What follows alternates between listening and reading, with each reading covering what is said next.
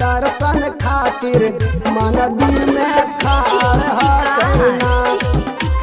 दर्शन खातिर मंदिर में खाड़ करना।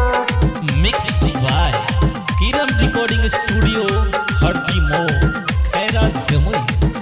प्रसादी लेके मोर पलमुआ मंदिर में खाड़ करना। प्रसादी लेके मोर पलमुआ मंदिर में खाड़ करना। आगे माई कैसे करिए दर्शन लंबी कतार करना। आगे माई दर्शन खातिर लंबी कतार करना। आगे माई खाड़ करना।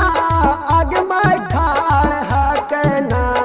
आगे माई दर्शन खातिर लोग वाला चार कहना। आगे माई दर्शन खातिर लंबी कतार कहना। आगे माई दर्शन खातिर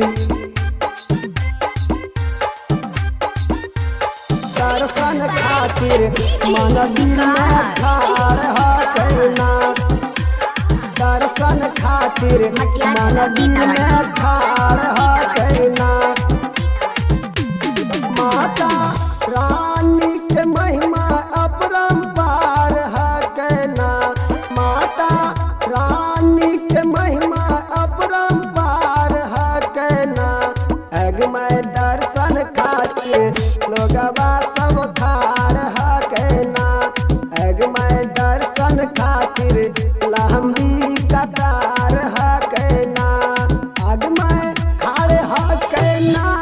लोगवा खाड़ कहना। अग मैं मंदिर में भीड़ बेसम्हार कहना। अग मैं मंदिर में भीड़ बेसम्हार कहना। आग मैं मंदिर में दर्शन खातिर मंदिर में खाड़ करना। दर्शन खातिर मंदिर में खाड़ करना। विपिन दर्शन खातिर बेकरार कहना। विपिन दर्शन खातिर बेकरार कहना।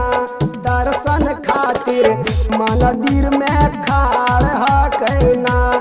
आगे मैं दर्शन खातिर कब से ही खाड़ कहना।